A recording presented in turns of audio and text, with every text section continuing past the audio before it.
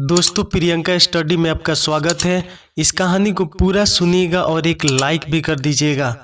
एक भिखारी रोज एक दरवाजे पर जाता और भीख के लिए आवाज़ लगाता, और जब घर का मालिक बाहर आता तो उसे गंदी गंदी गालियाँ और ताने देता। मर जाओ, काम क्यों नहीं करते, जीवन भर भीख मांगते रहोगे। कभी कभी गुस्से में उसे धकेल भी देता था, पर भिखारी बस इतना ही कहता, ईश्वर तुम्हारे पापों को क्षमा करे। एक दिन सेठ बड़े गुस्से में था, शायद व्यापार में घाटा हुआ था। वो भिखारी उसी वक्त भीख मांगने आ गया। सेठ ने आओ देखा न ताओ, सीधा उसे पत्थर से दे मारा। भिखारी के सर से खून बहने लगा। फिर भी उसने सेठ से कहा, ईश्वर तुम्हारे पापों को क्षमा करे, और वहाँ से जाने लगा। सेठ का थोड़ा गुस्सा कम हुआ तो वह सोचने लगा, मैंने उसे पत्थर से भी मारा पर उसने बस दुआ ही दी, इसके पीछे क्या रहस्य है, जानना पड़ेगा। और वह भिखारी के पीछे चलने लगा। भिखारी जहाँ भी जाता सेठ उसके पीछे जाता। कहीं कोई उस भिखारी को कोई भीख दे देता तो कोई उसे मारता, जलील करता, गालियाँ देता, पर भिखारी इतना ही कहता कि ईश्वर तुम्हारे पापों को क्षमा करे। अब अंधेरा हो चला था। भिखारी अपने घर लौट रहा था। सेठ भी उसके पीछे था।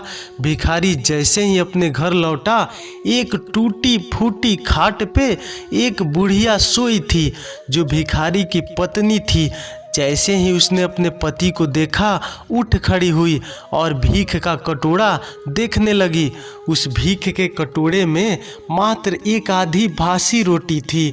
उसे देखते ही बुढ़िया बोली, बस इतना ही और कुछ नहीं? और ये आपका सर कहाँ फूट गया?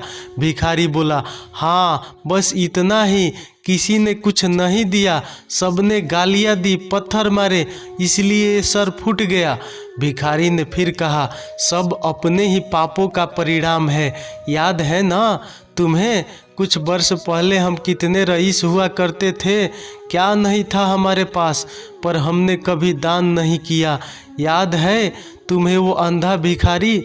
बुढ़िया की आंखों में आंसू आ गए और उसने कहा, हाँ, कैसे हम उस अंधे भिखारी का मजाक उड़ाते थे, कैसे उसे रोटियों की जगह खाली कागज रख देते थे, कैसे हम उसे जलील करते थे, कैसे हम उसे कभी कभी मार देते थे, धकेल देते थे। अब बुढ़िया ने कहा, हाँ सब याद है मुझे, कैसे मैंने भी उसे राह नहीं दिखाई और घर के बने नाले में गिरा दिया था। जब भी वह रोटियां मांगता मैंने बस उसे गालियां दी, एक बार तो उसका कटोरा तक फेंक दिया। और वो अंधा भिखारी हमेशा कहता था, तुम्हारे पापों का हिसाब ईश्वर करेंगे, मैं नहीं। आज उस भिखारी की बद्दुआ और हाय हमें ले डूबी।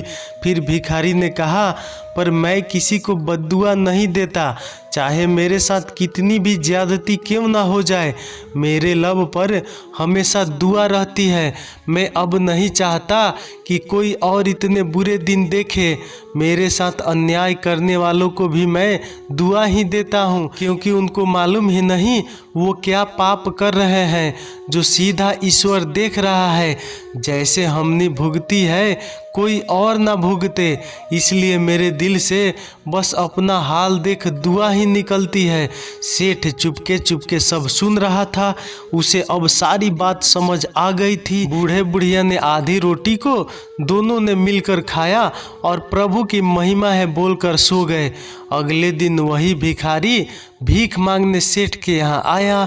सेठ ने पहले से ही रोटियां निकाल के रखी थी।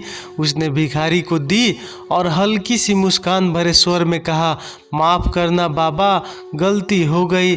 भिखारी ने कहा, ईश्वर तुम्हारा भला करे, और वह वहाँ से चला गया। सेठ को एक बात समझ आ गई थी कि इंसान तो बस दुआ और बद्दुआ देता है, लेकिन ईश्वर सभी कर्मों का लेखा जोखा और हिसाब रखता है और उसी के हिसाब से फल देता है।